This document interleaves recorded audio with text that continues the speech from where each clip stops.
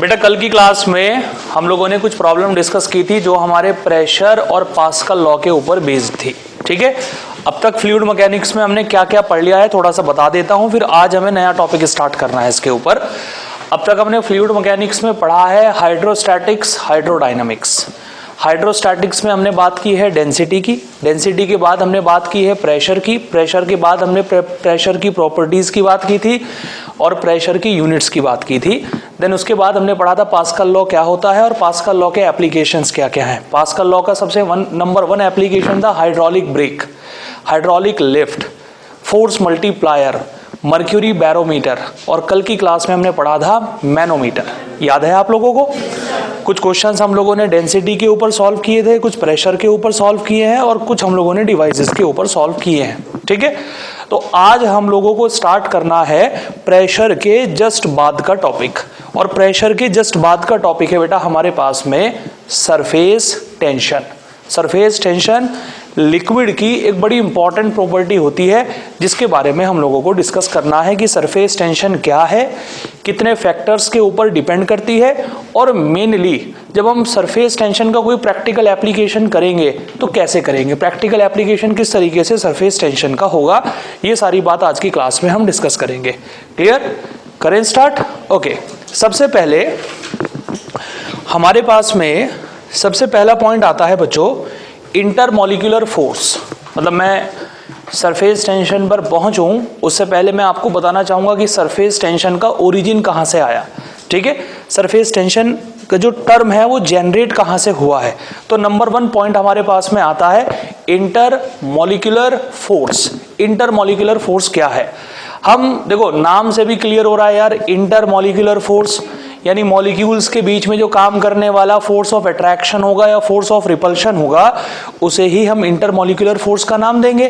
तो पहली पॉइंट तो हमारी बिल्कुल क्लियर हो गई कि इंटरमॉलिक्यूलर फोर्स आप वो है जो मॉलिक्यूल्स के बीच में अट्रैक्शन और रिपल्शन काम करता है, उसी को हम इंटरमॉलिक्यूलर फोर्स का नाम देते हैं। अब इंटरमॉलिक्यूलर फोर्स भी हमारे पास में दो टाइप का है, एक को हम बोलते हैं कोहेसिव फोर्स, एक को हम बोलते हैं एडहेसिव फोर्स। अब कोहेसिव क्या है? ये जो को वर्ड है ना बेटा, ये भी ग्रीक लैंग्वेज से लिया गया है और ग्रीक में को का मतलब होता है सेम, यानी कोहेसिव फोर्स का मतलब है सेम मॉलिक्यूल के बीच में जो अट्रैक्शन काम करता है। सेम मॉलिक्यूल का मतलब क्या है?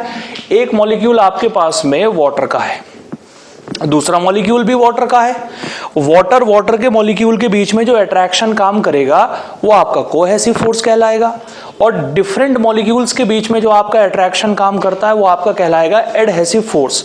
फॉर एग्जांपल अगर मैं यहां मार्कर से लिखना स्टार्ट कर दूं व्हाइट बोर्ड पर, ठीक है, मार्कर के अंदर से निकल रही है ब्लैक इंक। अब ब्लैक इंक के अंदर इंक के मॉलिक्यूल होंगे और व्हाइट बोर्ड के अंदर व्हाइट बोर्ड के मॉलिक्यूल होंगे, उनके बीच में जो अट्रैक्शन काम करेगा वो हमारा एडहेसिव फोर्स होगा। तो सेम मॉलिक्यूल्स के बीच में जो अट्रैक्शन काम करेगा वो कोहेसिव है और डिफरेंट मॉलिक्यूल्स के बीच में जो अट्रैक्शन काम करेगा वो एडहेसिव है। और इंटरमॉलिक्यूलर फोर्स क्या है? मॉलिक्यूल्स के बीच में जो अट्रैक्शन काम करता है और रिपल्शन काम करता है उसे हम नाम देते हैं इंटरमॉलिक्यूलर फोर्स। बात समझ में आ रही है आप लोगों को? अब यहां से हम लोग आगे बढ़ते हैं, यहां से सरफेस टेंशन का जो टर्म है वो जनरेट होता है कि सरफेस टेंशन एक्चुअल में है क्या। देखिए ध्यान से, मान लेते हैं कि बहुत सारे हमारे पास में लिक्विड के मॉलिक्यूल्स हैं बच्चों, ऐसे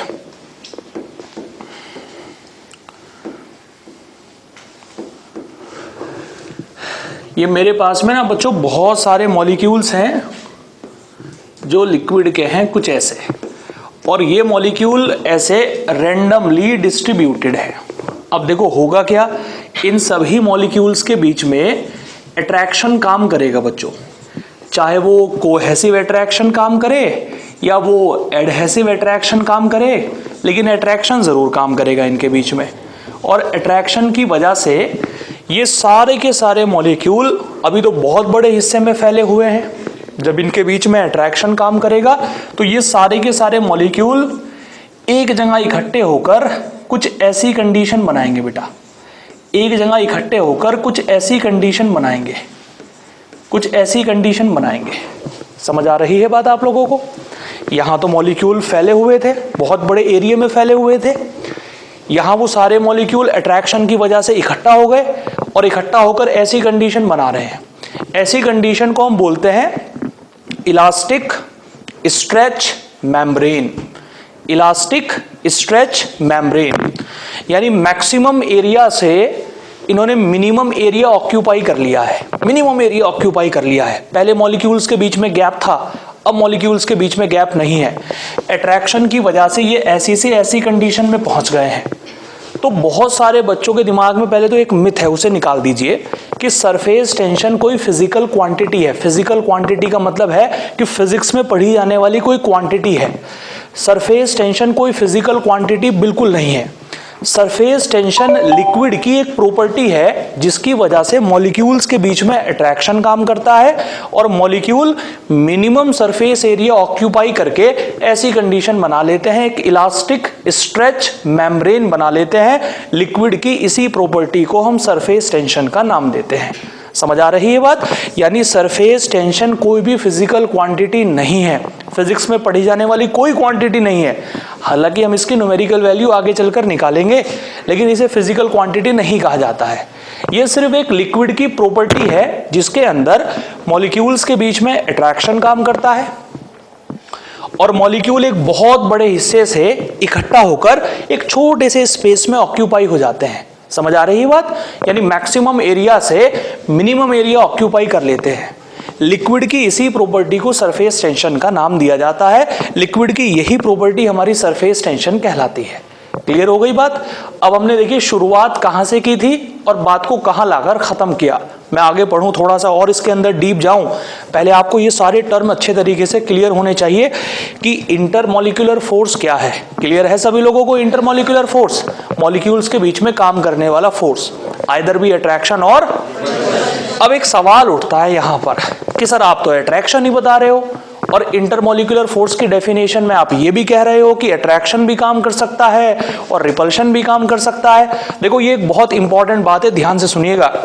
मॉलिक्यूल्स के बीच में जो फोर्स काम करता है वो हमारा इंटरमॉलिक्यूलर फोर्स है। इंटरमॉलिक्यूलर फोर्स अट्रैक्टिव भी हो सकता है, रिपल्सिव भी हो सकता है और ना अट्रैक्टिव और ना रिपल्सिव यानी जीरो फोर्स भी हो सकता है। उसके लिए एक छोटी सी कंडीशन आपको याद करनी पड़ेगी और वो कंडीशन आपके पास में है बेटा ये। फोर्स के और डिस्टेंस के बीच में हमारे पास में ग्राफ बनता है स्टूडेंट कुछ ऐसे। फोर्स और डिस्टेंस के बीच हमारे पास में कुछ इस तरीके का एक ग्राफ बनता है। ठीक है, ये कुछ सर्टेन डिस्टेंस है हमारे पास में। इस डिस्टेंस को हमने नाम दिया है स्मॉल आर। जब तक मॉलिक्यूल्स के बीच का गैप स्मॉल आर से कम रहेगा, यानी ये जो स्मॉल आर दिख रहा है ना आपको, इससे आप इधर रहेंगे, इधर यहां पर रहेंगे, इस पॉइंट पर, इस पॉइंट पर, तब तक मॉलिक्यूल्स के बीच में जो फोर्स काम करेगा वो रिपल्सिव नेचर का होगा। कैसे नेचर का होगा? जब बिल्कुल एग्जैक्ट इस पॉइंट पर आप पहुंच जाएंगे तब फोर्स का नेचर ना तो अट्रैक्टिव होगा ना रिपल्सिव होगा। जब आप यहां से लेकर इस पॉइंट के बीच में रहेंगे तब फोर्स का नेचर हमारा अट्रैक्टिव होगा और जब आप इस पॉइंट से आगे निकल जाएंगे दोबारा से फोर्स का नेचर निल, यानी ना अट्रैक्टिव ना रिपल्सिव, दोबारा से फोर्स का नेचर हमारा खत्म हो जाएगा। मतलब हर कंसेप्ट आपका बिल्कुल अच्छे तरीके से क्लियर होना चाहिए, कोई कंफ्यूजन ना हो आप लोगों को। इंटरमॉलिक्यूलर फोर्स क्लियर है? कितने नेचर है इंटरमॉलिक्यूलर फोर्स के? दो। Number 1 attractive, number 2। हालांकि इस चैप्टर में हमें सिर्फ अट्रैक्शन की जरूरत है, रिपल्शन की जरूरत नहीं है। रिपल्शन कब काम करता है मॉलिक्यूल्स के बीच में? जब मॉलिक्यूल्स दो बहुत ही नजदीक आ जाते हैं। दो मॉलिक्यूल एक दूसरे के इतने नजदीक आ जाएंगे कि उनके बीच का जो गैप है वो 1 फर्मी मीटर से भी कम हो जाएगा। फर्मी मीटर डिस्टेंस की एक यूनिट होती है जिसका मतलब होता है 10 की पावर माइनस के 15, 10 टू द पावर माइनस के 15। जब दो मॉलिक्यूल्स के बीच का गैप 1 फर्मी मीटर से भी कम चला जाता है तब उनके बीच में काम करने वाला फोर्स रिपल्सिव नेचर का हो जाता है। कैसे नेचर का हो जाता है?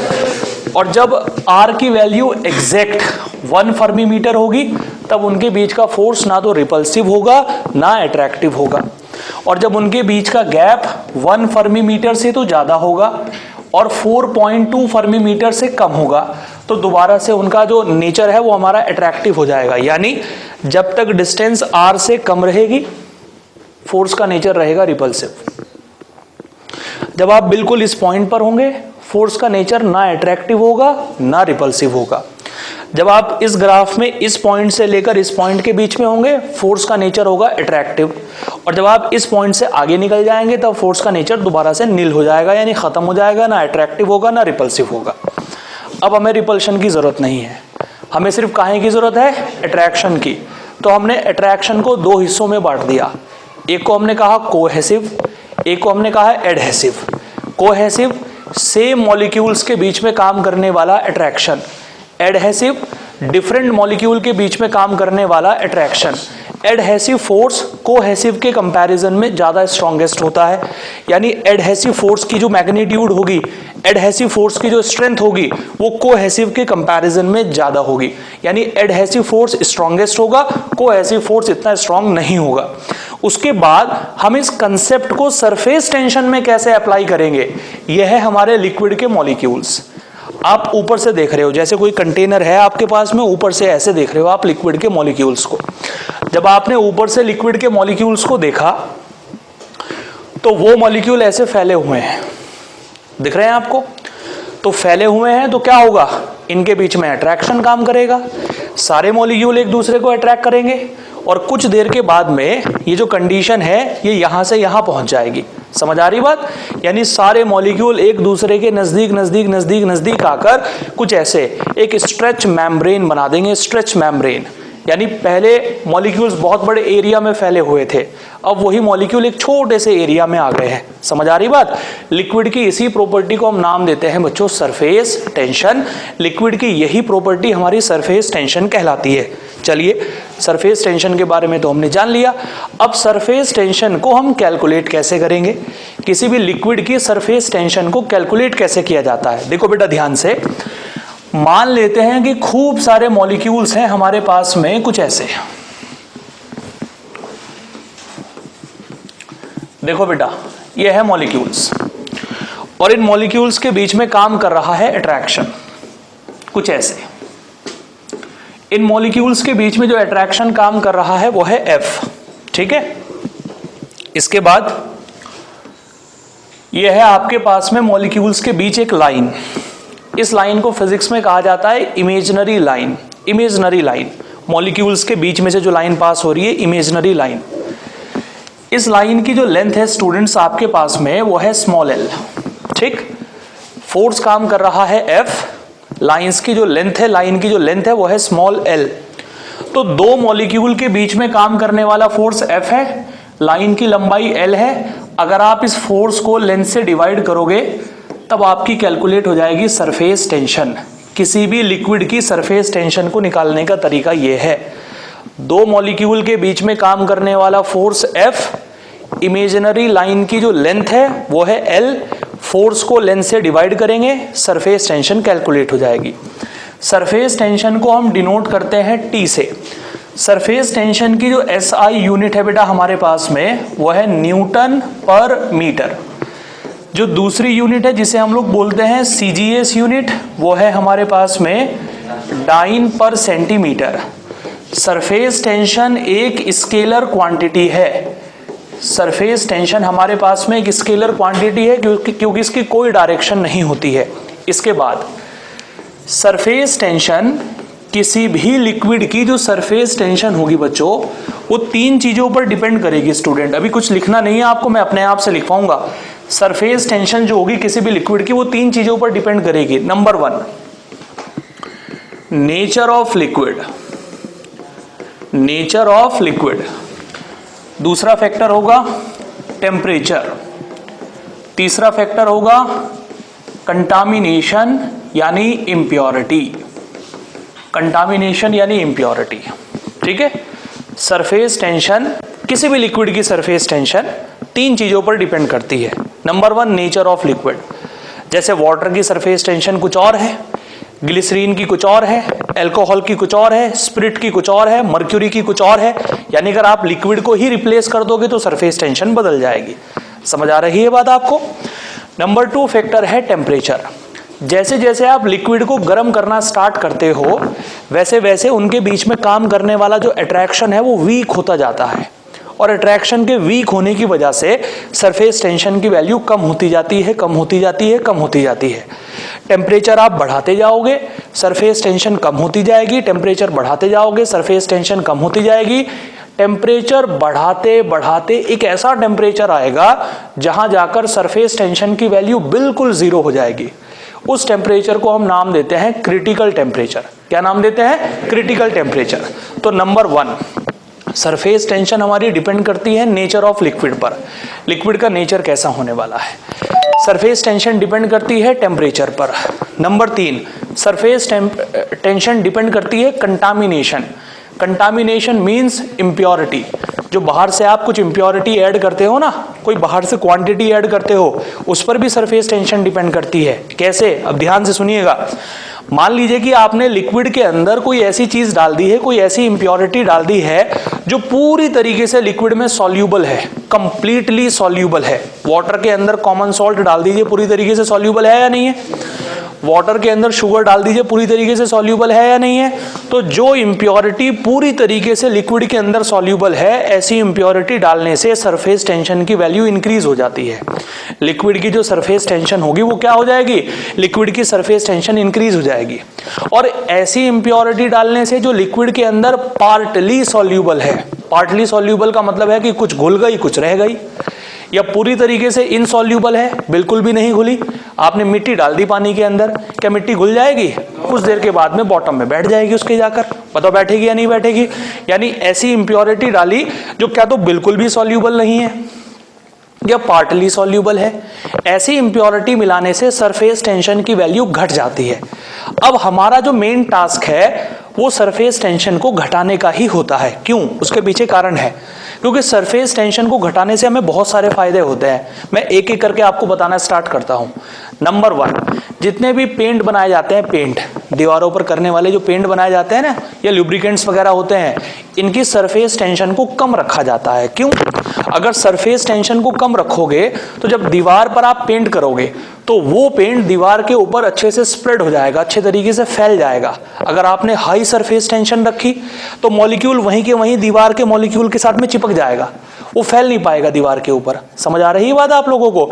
इसीलिए पेंट की सरफेस टेंशन को कम रखा जाता है।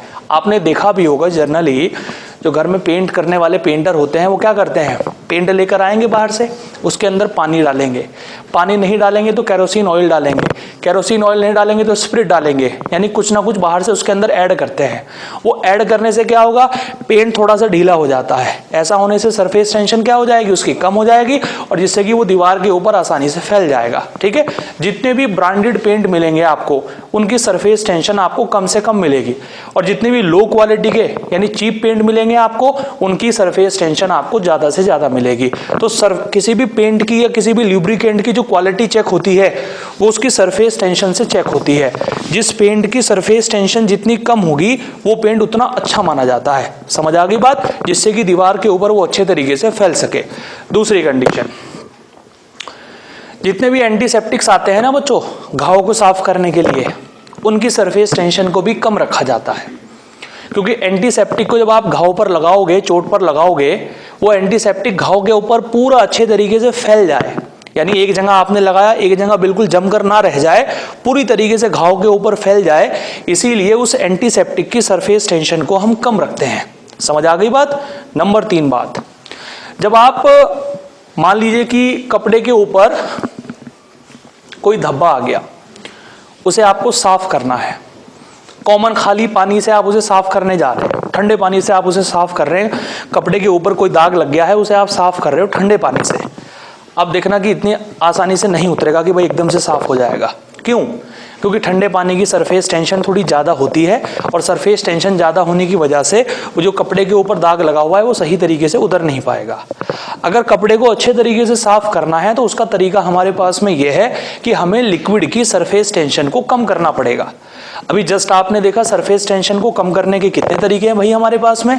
सरफेस टेंशन को कम करने का पहला तरीका यह है कि क्या तो हमें पानी का टेम्परेचर बढ़ाना पड़ेगा, पानी को गर्म करना पड़ेगा। जब आप पानी को गर्म करोगे तो उसकी सरफेस टेंशन क्या हो जाएगी, कम हो जाएगी।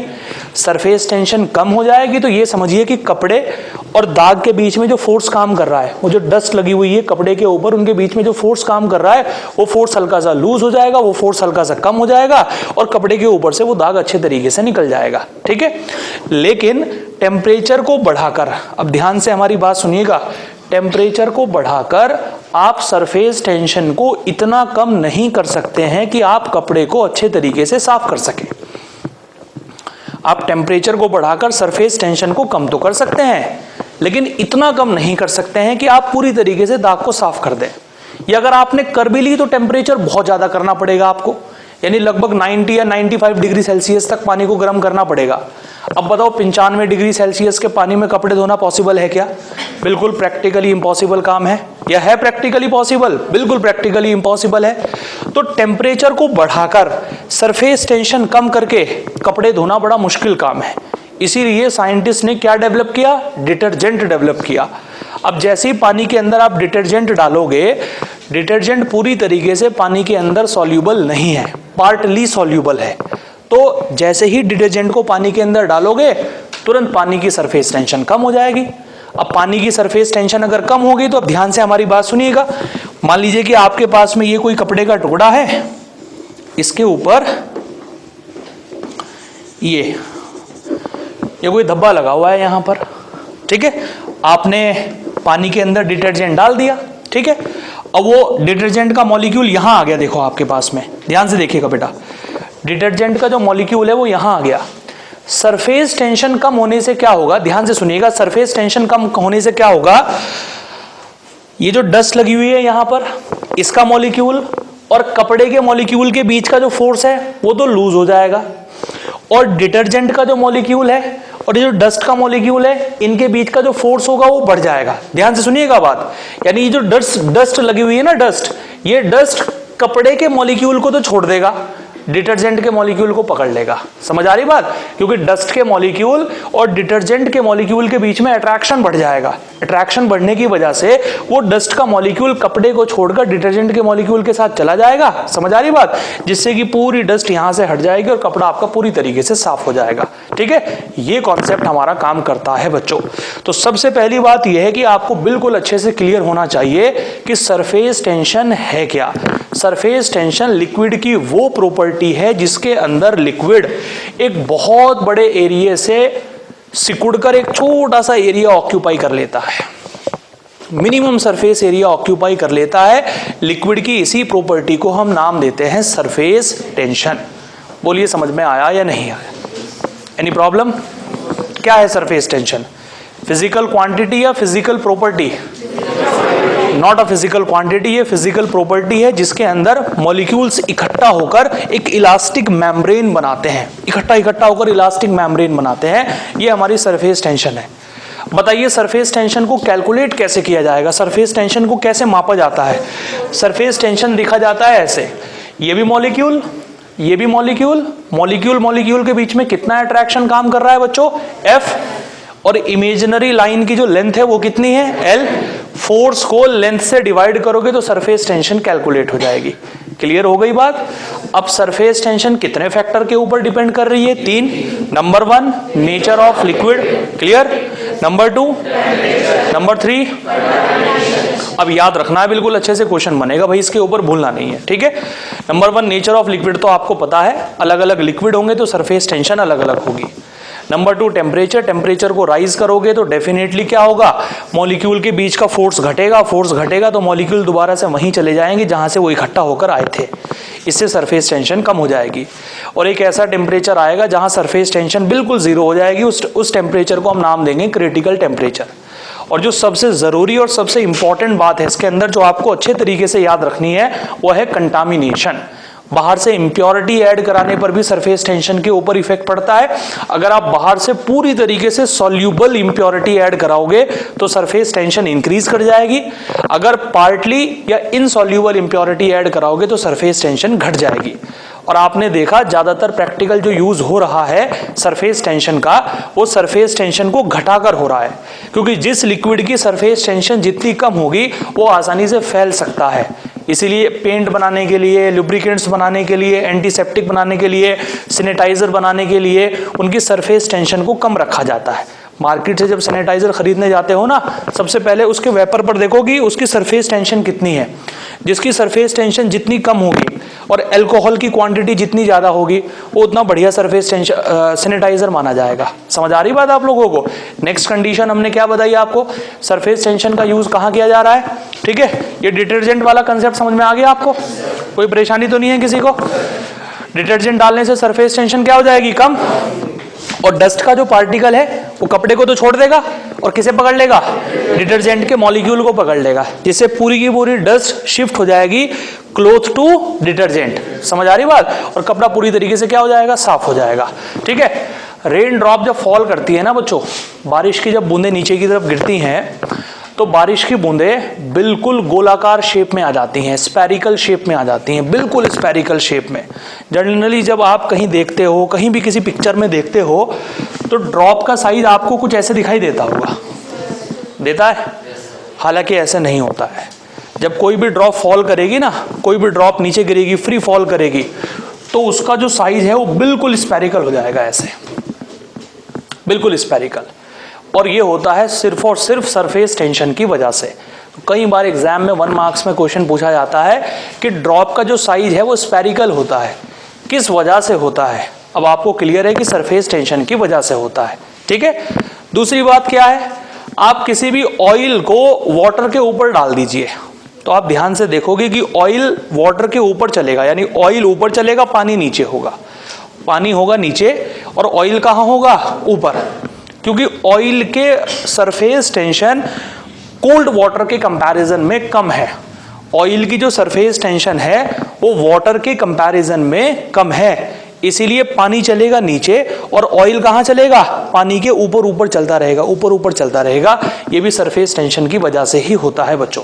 ठीक है, अच्छा अभी हम एक बात कर रहे थे बच्चों, मतलब ये बड़ा प्रैक्टिकल टॉपिक है यार, अगर आप ढंग के साथ देखोगे ना तो आपको सच में समझ में आएगा। बड़ा प्रैक्टिकल टॉपिक है, ऐसे एक्सपेरिमेंट्स है जिन्हें आप अपने सामने करके देख सकते हो। अच्छा यहां बताओ, मॉलिक्यूल दूर दूर थे या नहीं थे?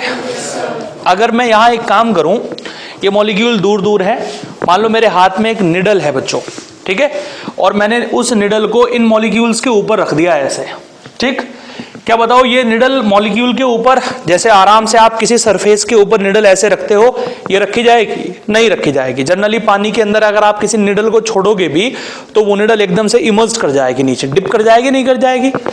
लेकिन अगर यही मॉलिक्यूल कुछ ऐसी कंडीशन ले ले, यही मॉलिक्यूल कुछ ऐसी कंडीशन आपके सामने ले लें और इन मॉलिक्यूल्स के ऊपर मैं एक निडल को रखूं, तो वो निडल डूबेगी नहीं। क्यों? क्योंकि मॉलिक्यूल्स की वजह से निडल के ऊपर एक सरफेस टेंशन काम करेगी जो उसे रोक कर रखेगी सरफेस के ऊपर ही। यानी सिर्फ सरफेस टेंशन की वजह से, इन मॉलिक्यूल्स के आपस में जुड़ जाने की वजह से निडल कुछ ऐसे पानी के, वाटर के मॉलिक्यूल्स के ऊपर रखी रहेगी, कुछ इस तरीके से। ठीक है, चलिए अब कुछ लिख लेते हैं इसके अंदर। हेडिंग लिखेंगे आप फर्स्ट अपनी कॉपी के अंदर।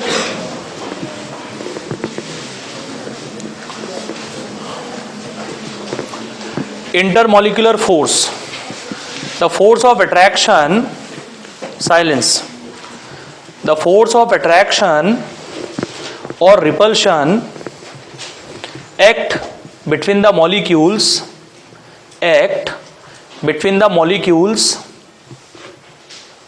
act between the molecules called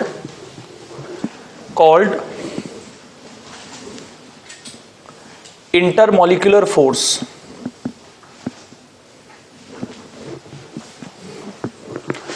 Intermolecular force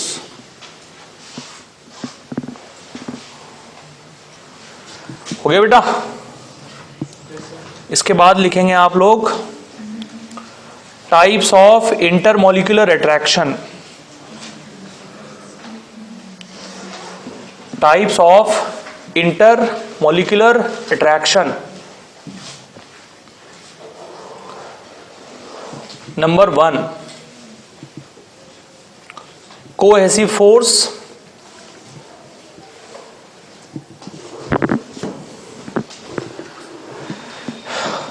number 2, adhesive force. Number 1 cohesive force, number 2 adhesive force. ठीक है, अब कोहेसिव ये जो कोहेसिव है ना बच्चों, को का मतलब हो गया सेम, हेसिव का मतलब हो गया मॉलिक्यूल, और फोर्स आप समझ रहे हैं, समझ आ रही बात। एड का मतलब हो गया डिफरेंट, ठीक है। तो सेम मॉलिक्यूल के बीच में जो काम करेगा वो कोहेसिव है, और डिफरेंट मॉलिक्यूल्स के बीच में जो काम करेगा वो एडहेसिव है। डेफिनेशन बिल्कुल इसी तरीके से आपको लिखना है, डेफिनेशन और एक एग्जाम्पल, डेफिनेशन और एक एग्जाम्पल, जल्दी से नोट डाउन करिए।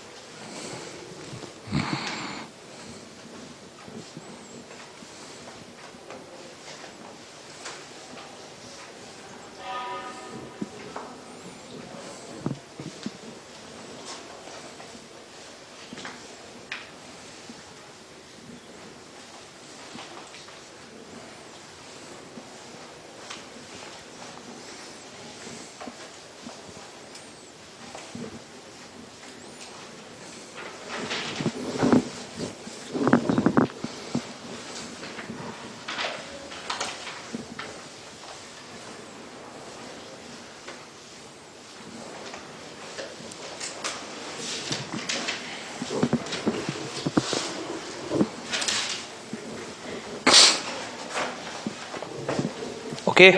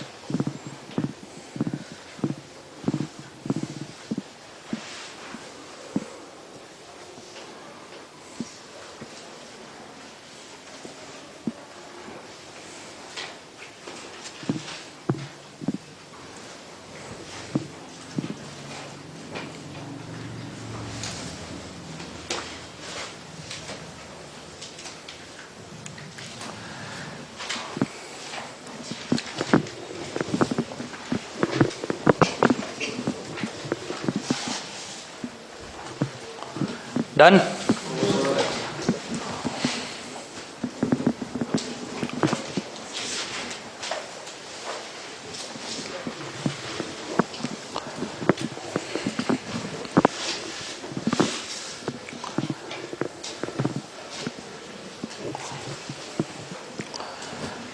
नोट पॉइंट भी लिखेंगे आप अपनी कॉपी में। देखो नोट पॉइंट ये है, एक मॉलिक्यूल यहां पर है और एक मॉलिक्यूल यहां पर है, मॉलिक्यूल्स के बीच का गैप है r, इनके बीच में जो फोर्स काम करेगा ना बच्चों वो इनवर्सली प्रोपोर्शनल होगा r⁸ के, ठीक है। कोहेसिव फोर्स, जैसे आप ग्रेविटेशन का लॉ पढ़ते हैं, ग्रेविटेशन के लॉ में क्या फॉर्मूला होता है, Gm1 m2 अपॉन r² होता है ना, r² का मतलब है इनवर्स स्क्वायर लॉ। ये इनवर्स स्क्वायर लॉ को वेरीफाई नहीं करते हैं, इनकी एक अलग ही कहानी चल रही है, ठीक है। कोहेसिव फोर्स और एडहेसिव फोर्स r⁸ के इनवर्सली प्रोपोर्शनल होते हैं, r⁸ के। r⁸ का मतलब क्या है, डिस्टेंस जितनी ज्यादा होगी फोर्स उतना कम काम करेगा, और डिस्टेंस जितनी कम होगी फोर्स उतना ज्यादा काम करेगा। समझ आ गई बात। ये पॉइंट बड़ा महत्वपूर्ण है, इस पर स्टार मार्क कर लीजिएगा आप लोग, क्वेश्चन मिलेगा आपको उसके ऊपर। F इज inversely proportional to r⁸। Molecules के बीच में जो अट्रैक्शन काम करेगा या जो रिपल्शन काम करेगा वो r⁸ के इनवर्सली प्रोपोर्शनल होगा। क्या सिर मियां, क्या हुआ, समझ नहीं आया, आ गया। क्या समझ में आया बोलो? कौन सा होता है कोहेसिव फोर्स? जो सेम फोर्स होते हैं, सेम अट्रैक्शन करते हैं, सेम मॉलिक्यूल के बीच में अट्रैक्शन होता है, ठीक है। और एडहेसिव जो डिफरेंट मॉलिक्यूल के बीच में होता है, तेरे और लक्ष्य के बीच में जो भी हो रहा होगा ना वो एडहेसिव है, ठीक है। ठीक है बेटा, डन। कोई प्रॉब्लम किसी को? इंटरमॉलिक्यूलर क्लियर है, कोहेसिव क्लियर है, एडहेसिव क्लियर है, ये नोट पॉइंट क्लियर है। इसके बाद हेडिंग लिखिए सरफेस टेंशन। इसके बाद हेडिंग लिखिए अपनी कॉपी में surface tension. Silence. Surface tension, surface tension. अब इतना सारा आपको नहीं लिखना है, आपको सिर्फ यहां से यहां तक लिखना है बच्चों, ठीक है। और मैं जो डायग्राम बना रहा हूं इसके नीचे, वो डायग्राम आप अपनी कॉपी में नोट करेंगे। ये बहुत सारे मॉलिक्यूल्स हैं और बहुत बड़े एरिया में फैले हुए हैं। साइलेंस। बहुत सारे मॉलिक्यूल्स हैं, बहुत बड़े एरिया में फैले हुए हैं। अब सबने एक दूसरे को अपनी तरफ क्या किया? अट्रैक्ट, और अट्रैक्ट करके ऐसी स्ट्रेच मेम्ब्रेन बना रहे हैं, ऐसी स्ट्रेच मेम्ब्रेन, कॉम्पैक्टली पैक्ड हो गए, ठीक है। जैसे पहले पूरा परिवार ना फैला हुआ था अलग अलग जगह, कोई रुड़की में है, कोई मुजफ्फरनगर में है, कोई देवबंद में है, ठीक है। एक फंक्शन ने सबको मिला दिया, आपस में मिला दिया ना, आपस में बिल्कुल ऐसे हो गई ये, ठीक है। तो यहां से यहां पहुंचने की ये जो पूरी कहानी है, मॉलिक्यूल्स के अलग अलग होने से इकट्ठा होने की जो प्रोसेस है, उसी को आप नाम देते हैं सरफेस टेंशन, ठीक है। वही लिक्विड की प्रॉपर्टी आपकी सरफेस टेंशन है। और अगर हल्का सा मैंने टेम्परेचर दे दिया, इसे होता है ना फंक्शन में, ऐसे ही किसी की शादी हुई, थोड़ी सी बात कह दी, भागे सारे के सारे, ऐसा ही अगर मैंने हल्का सा टेम्परेचर इसे दे दिया तो क्या होगा? हल्का सा टेम्परेचर देने से ये सब भाग जाएंगे यहाँ से, दोबारा से यही पहुंच जाएंगे जहां पहले थे, ठीक है। सरफेस टेंशन घट जाएगी तुरंत एकदम से।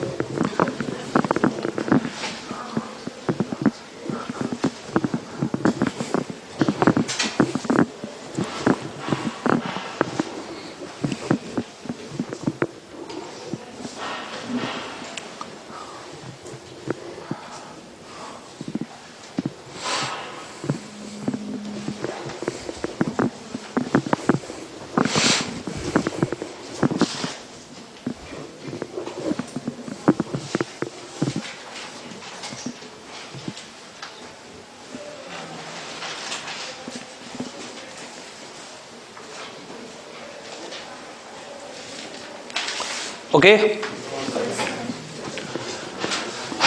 तो मैक्सिमम सरफेस एरिया से, देखो बहुत बड़े एरिया से मिनिमम एरिया ऑक्यूपाई कर लिया है बच्चों। एक बहुत बड़े एरिया में पहले फैले हुए थे, आपस में अट्रैक्शन की वजह से एक छोटे से एरिया में आ गए हैं। इसी प्रॉपर्टी का नाम है सरफेस टेंशन। अब इस सरफेस टेंशन को हम न्यूमेरिकली कैसे निकालेंगे, न्यूमेरिकली कैसे कैलकुलेट करेंगे, और करके इसकी दूसरी डेफिनेशन आप लोग लिखेंगे। लिखिए, it is defined as the ratio of, it is defined as the ratio of intermolecular force, it is defined as the ratio of intermolecular force, intermolecular force and length of imaginary line, length of imaginary line, length of imaginary line। Just उसके नीचे लिख दो capital T is equal to F upon L। अब points बनाकर लिखना start करो। Number 1, it is denoted by capital T, it is denoted by capital T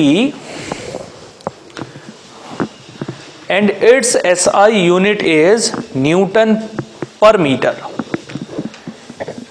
It is denoted by capital T and its SI unit is Newton per meter. Next point, surface tension is a scalar quantity. Surface tension is a scalar quantity and its CGS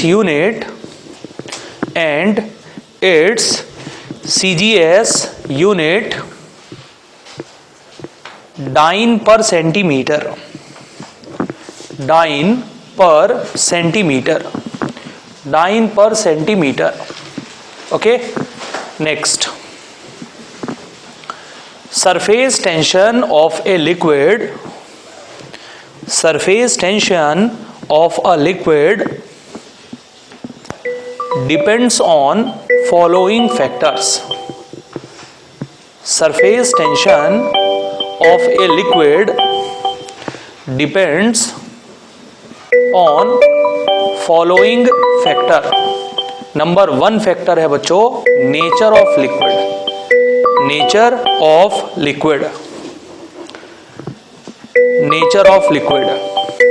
done. Number 2 है temperature.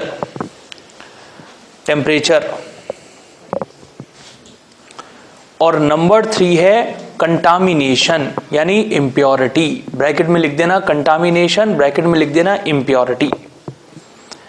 Impurity. Okay, done. ठीक है, अब इसमें मैं most of चीजें तो आपको बता ही चुका हूं. जो चीजें लिखने वाली हैं वो आप लिख लेंगे. ये आपके पास में मॉलिक्यूल्स हैं बेटा, ये भी मॉलिक्यूल्स हैं. इनके बीच में फोर्स काम करेगा कुछ ऐसे. ये हो गई इमेजिनरी लाइन. इमेजिनरी लाइन की लेंथ हो गई है L, फोर्स हो गया है F. सरफेस टेंशन की वैल्यू होगी फोर्स अपॉन लेंथ. ठीक है. अब पहला फैक्टर जो मैंने बताया जिसके ऊपर ये डिपेंड करती है, इसका नाम है टेम्परेचर. और आप ग्राफ बनाएंगे कुछ ऐसे. y एक्सिस पर है सरफेस टेंशन, x एक्सिस पर है टेम्परेचर. देखो बेटा, कुछ ऐसा ग्राफ बनता है आपके पास में. क्या रिप्रेजेंट कर रहा है ग्राफ, बता सकते हो आप क्या रिप्रेजेंट कर रहा है ग्राफ? जैसे जैसे टेम्परेचर बढ़ रहा है सरफेस टेंशन क्या होती जा रही है? सरफेस टेंशन कम होती जा रही है. सरफेस टेंशन के कम होते होते एक ऐसा टेम्परेचर आएगा जिसका नाम है क्रिटिकल टेम्परेचर. और इस क्रिटिकल टेम्परेचर पर सरफेस टेंशन बिकम्स 0. कितनी हो जाएगी? सरफेस टेंशन आपकी 0 हो जाएगी. टेम्परेचर का नाम है क्रिटिकल टेम्परेचर. ठीक है, क्या हुआ? हाँ, अच्छा, रुको मत, बना लो, हो गया काम, बनाओ.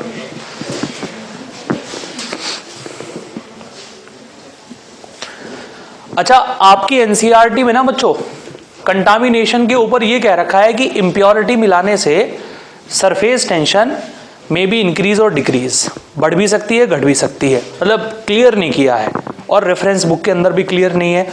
मैं आपको ये जो पॉइंट बता रहा हूं ये थोड़ा सा ऊपर से लेकर बता रहा हूं, तो हो सकता है कि क्वेश्चन इसके ऊपर बन जाए और हो सकता है कि ना बने.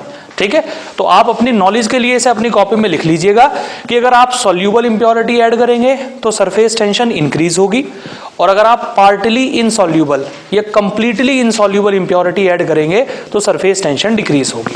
ठीक है, या मुझे लिखवाना पड़ेगा? मैं लिखवाऊं? लिख लेगा? क्या लिखेगा बता?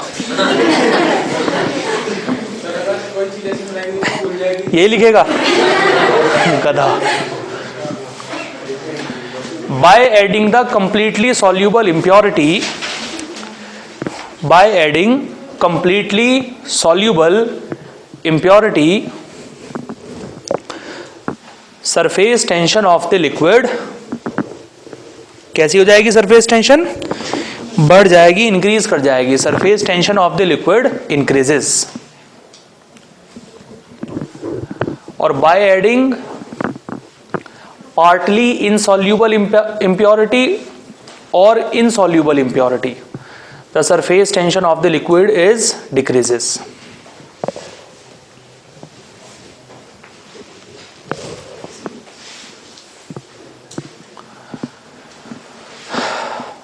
Okay done, any doubt? किसी को यहां तक कोई परेशानी हो तो बता दीजिए। डाउट है? बोलो। सर आप तो कहते हैं फिजिकल क्वांटिटी नहीं होती। क्या सर आप तो कहते हैं कि फिजिकल क्वांटिटी नहीं होती सर्फेस टेंशन। नहीं, फिजिकल क्वांटिटी का मतलब यह है कि इस तरीके से डिफाइन नहीं की जा। ओए बात सुनो, मैंने जब आपको अभी करवाया तो ये लाइन मैंने कौन सी लाइन बताई है आपको? Imaginary line. इमेजिनरी लाइन कौन सी होती है? जिसे सिर्फ इमेजिन कर सकते हैं, रियल में ये प्लॉट नहीं की जा सकती लाइन।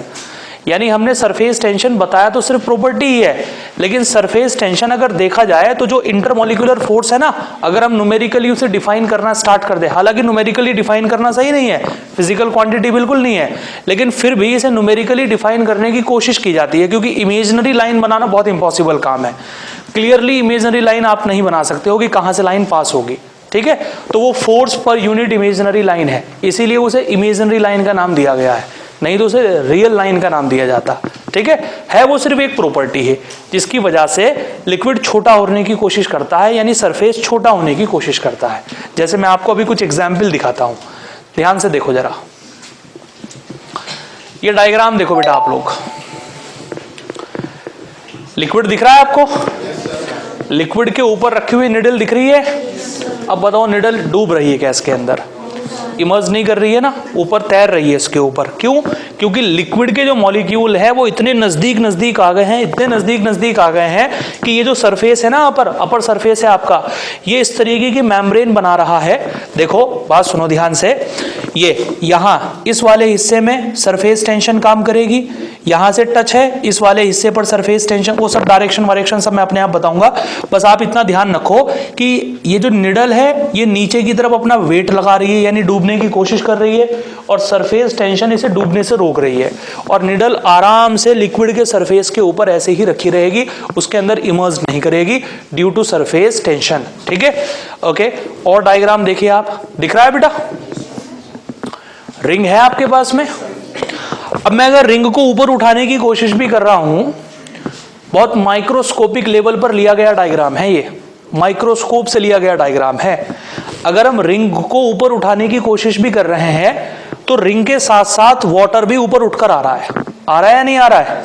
क्योंकि रिंग के जो मॉलिक्यूल हैं और वाटर के जो मॉलिक्यूल है उनके बीच में क्या काम कर रहा होगा? अट्रैक्शन। क्या काम कर रहा होगा? और वही अट्रैक्शन इस रिंग को डूबने नहीं दे रहा था, और वही अट्रैक्शन की वजह से वाटर इसके साथ साथ कहां आ रहा है? ऊपर आ रहा है। यही प्रॉपर्टी हमारी सरफेस टेंशन की है, ठीक है? देखो आगे नेक्स्ट कंडीशन, ये डिस्क है हमारे पास में, देखो वाटर ऊपर आ रहा है या नहीं आ रहा है? ये सरफेस टेंशन की वजह से है। बताओ वाटर ऊपर आ रहा है या नहीं आ रहा है? Surface tension. ये बहुत मिलीमीटर माइक्रोमीटर में लिया गया डायग्राम है, बहुत छोटे लेवल पर। हम अपनी आंखों से देखेंगे तो हमें दिखाई नहीं देगा, हमें तो ऐसा लगेगा कि कोई भी चीज डूब गई है या ऊपर उठ गई है वहां से, ठीक है? ये बहुत बेसिक लेवल पर लिया गया डायग्राम है, ठीक है? तो ये सारी कंडीशन सरफेस टेंशन की है। अभी तो हमने सिर्फ सरफेस टेंशन की सही मायने में डेफिनेशन को जाना है कि सरफेस टेंशन होती क्यों है और सरफेस टेंशन है क्या। अब बता दो आप लोगों को क्लियर हो गई क्या इतनी बात? बिल्कुल अच्छे से, पक्का? चलिए अब मुझे बताइए कि सरफेस टेंशन है क्या? क्या है सरफेस टेंशन? लामियान साहब बताइए क्या है सरफेस टेंशन?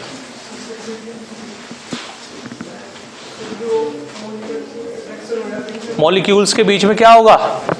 अट्रैक्शन होगा, ओके? भाई देखो बात सुनो बच्चों, मान लो कि इतनी बड़ी क्लासरूम के अंदर सिर्फ 10 बच्चे बैठे होते हैं, एक बच्चा यहाँ बैठा है, एक यहाँ बैठा है, एक यहाँ बैठा है, एक वहाँ बैठा है, एक वहाँ बैठा है, एक वहाँ बैठा है, ठीक है? अब जैसे ही टीचर क्लास में एंट्री करता है, टीचर का सबसे पहला काम क्या होता है कि जो बच्चे 10 पूरी क्लास में डिस्ट्रीब्यूटेड है, भाई सभी लोग एक जगह आ जाओ, एक जगह आकर बैठ जाओ, यही तो काम होगा ना। तो बस ये समझ लीजिए कि मॉलिक्यूल में भी ऐसा ही काम होता है। वो जो मॉलिक्यूल फैले पड़े हैं ना, जैसे ही लिक्विड काम करना स्टार्ट करता है तो सारे मॉलिक्यूल इकट्ठा होकर एक पॉइंट पर आ जाते हैं, उनके बीच में अट्रैक्शन काम करता है और एक पॉइंट पर आकर वो सेट हो जाते हैं, ठीक है? वो जो मॉलिक्यूल्स नजदीक आकर अट्रैक्ट होकर एक पॉइंट पर सेट हो गए, इसी प्रॉपर्टी को हम क्या नाम देते हैं? इसी प्रॉपर्टी को हम सरफेस टेंशन। यानी जब भी तुम्हारे दिमाग में मैं सरफेस टेंशन का नाम लूंगा ना, तो तुम्हारे दिमाग में एकदम मॉलिक्यूल्स के बीच में काम करने वाला फोर्स आएगा। जब भी मैं सरफेस टेंशन का नाम लूंगा एकदम से तुम्हारे दिमाग में मॉलिक्यूल्स के बीच में काम करने वाला फोर्स आएगा और पेंट का एग्जाम्पल आएगा, दीवार पर जो पेंट किया जाता है ना उसका एग्जाम्पल आएगा। अगर मैं सरफेस टेंशन को कम रखूंगा तो बताओ, जैसे ही मान लो कि मैंने पूरा एक कंटेनर जो पेंट से भरा हुआ है दीवार के ऊपर उड़ेल दिया पूरा का पूरा, ठीक है। अब जब जैसे ही दीवार के ऊपर पूरा कंटेनर उड़ेल दिया पेंट का, अब क्या तो ये होगा कि वो पेंट पूरा एक हिस्से के अंदर चिपक जाएगा, ये पूरा पूरे दीवार के ऊपर फैलना स्टार्ट कर देगा या नहीं कर देगा? अगर पेंट की सरफेस टेंशन कम हुई तो क्या होगा, वो पूरी दीवार के ऊपर फैलना स्टार्ट कर देगा, और सरफेस टेंशन ज्यादा हुई तो एक ही जगह चिपका रह जाएगा। समझ आ रही बात? तो तुरंत आपके दिमाग में आना चाहिए कि मॉलिक्यूल्स के बीच में फोर्स कितना काम कर रहा है। जहां मॉलिक्यूल्स के बीच में ज्यादा फोर्स काम करेगा वहां सरफेस टेंशन क्या हो जाएगी, ज्यादा हो जाएगी, और जहां मॉलिक्यूल्स के बीच में कम फोर्स काम करेगा वहां सरफेस टेंशन क्या हो जाएगी, कम हो जाएगी। अब जैसे कोई जिद्दी दाग लगा हुआ है उसे निकालना है तो आप क्या करते हो, सरफेस टेंशन को कम करते हो, क्योंकि सरफेस टेंशन को कम करने से क्या होगा, सरफेस टेंशन को कम करने से उनके बीच में जो फोर्स काम कर रहा था वो लूज हो जाएगा। सरफेस टेंशन को कम करने से उनके बीच में जो भयंकर वाला फोर्स काम कर रहा था वो थोड़ा सा वीक पड़ जाएगा, और फोर्स अगर वीक हो गया तो वो जो डस्ट का पार्टिकल है वो उस कपड़े को छोड़कर डिटर्जेंट के साथ में चला जाएगा। तो ये सारे कॉज हैं हमारे पास में, ठीक है। अभी तो हमने सिर्फ बेसिक बात की है, अब हम इसके कुछ वर्किंग एग्जाम्पल्स पढ़ेंगे। लिखिए अपनी कॉपी में heading,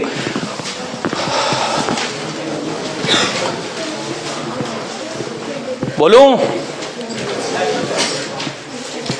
examples of surface tension. अरे भाई बातें नहीं, examples of surface tension, examples of surface tension, examples of surface tension. अब जितना बताया इसे पढ़ के आना, कल की क्लास में अच्छे से हम इसके एग्जाम्पल्स पढ़ना स्टार्ट करेंगे, ठीक है।